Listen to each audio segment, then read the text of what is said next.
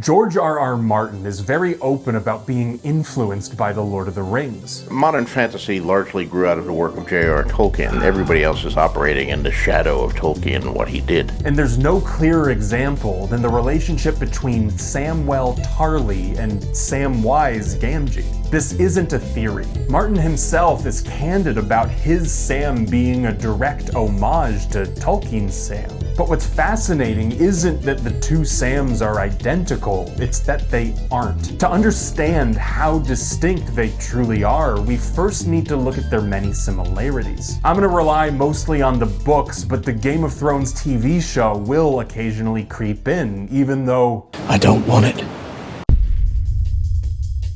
Beyond their obviously similar names, neither looks like a conventional hero. Jon Snow describes Samwell as being, quote, the fattest boy I had ever seen.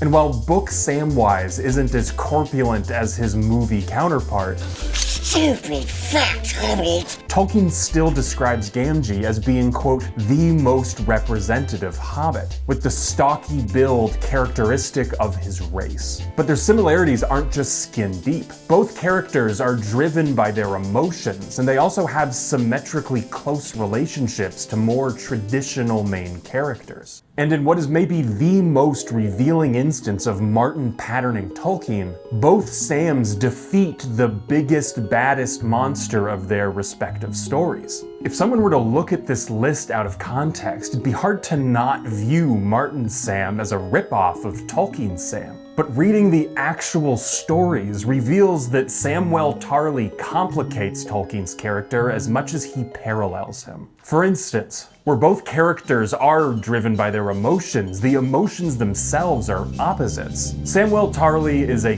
coward. It's not my opinion, it's Sam's. I'm a coward. My father always says so. But even though Sam summarizes himself as a craven, Martin is too thoughtful of a writer to confine him to that role. Sam has a complicated relationship between cowardice and courage. Jon Snow notices that, quote, the world was full of cravens who pretended to be heroes. It took a queer sort of courage to admit to cowardice, as Samwell Tarly had. And while Samwise Gamgee has a less complicated relationship to bravery, Tolkien is too thoughtful of a writer to always portray that as a good thing. Sam's impulse to attack whatever he deems to be evil has disastrous consequences. According to Tolkien, the most tragic moment in The Lord of the Rings is when Sam prevents Gollum's redemption by bullying him. You're hopeless.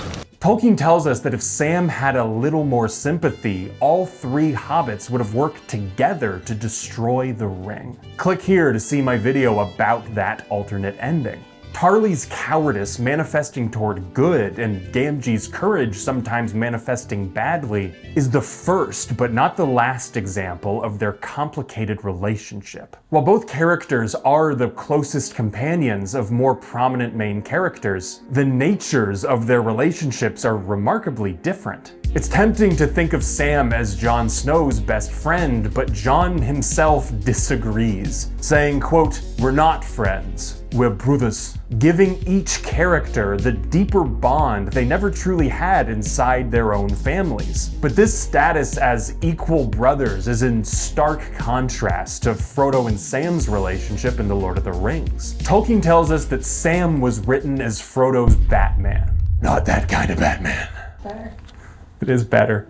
Batmen were personal servants to officers in World War I. Tolkien explains that, quote, my Sam Gamgee is indeed a reflection of the Batmen I knew in the 1914 war, and recognized as so far superior to myself as an officer. This last line about superiority hints at how their relationship changes over time. Despite beginning as a servant, Sam becomes something closer to a family member, with Frodo ultimately giving him Bag End. But where the hobbits gradually become closer to brothers, the actual brothers of the Night's Watch gradually become more distant. By helping Jon become Lord Commander, Sam ironically stratifies their relationship. Not into master and servant, but into commanding officer and his inferior. As Jon commands Sam to leave the wall against his will, Sam realizes in a flash that, quote, Jon was gone. It was Lord Snow who faced him now, gray eyes as hard as ice. There are many more examples of this symmetrical yet opposite dynamic between the Sams, but none is more revealing than when they both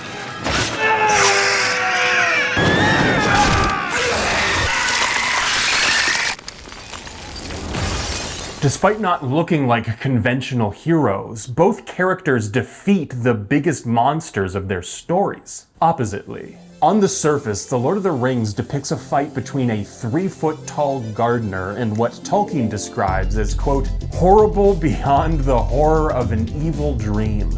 Drinking the blood of elves and men, weaving webs of shadow, for all living things were her food, and her vomit darkness. None could rival her. Shelob the Great. But the actual fight depicts Sam transcending everything that makes him small. He becomes, quote, the greatest fury Shelob had known in countless years. Not the doughtiest soldier of old Gondor had ever thus endured her, or set blade to her beloved flesh. Sam literally transcends his hobbit nature, being divinely possessed and speaking aloud in a language which he did not know, before coming back to himself. The point is that where Sam Gamgee transcends his insufficiencies in his battle, Samwell Tarly is defined by them. The TV show's depiction of his fight with the White Walker is maybe my least favorite change to the books, which is saying a lot.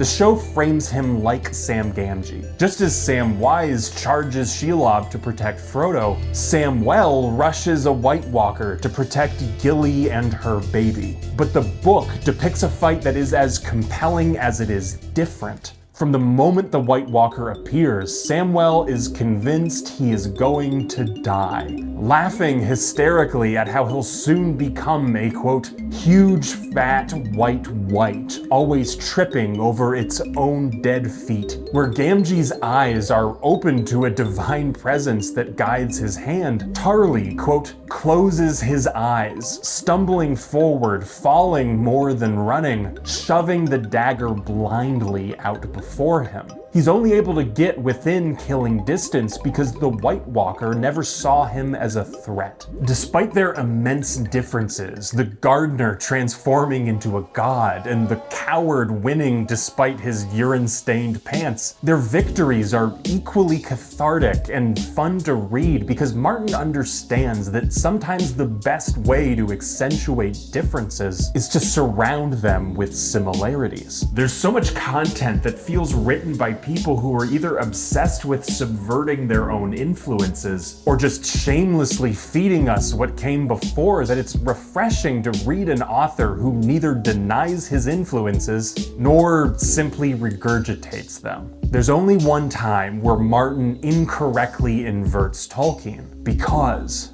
where Tolkien finishes his stories. Do you have an update on the Winds of Winter? Thanks for watching. If you enjoyed this video, consider subscribing.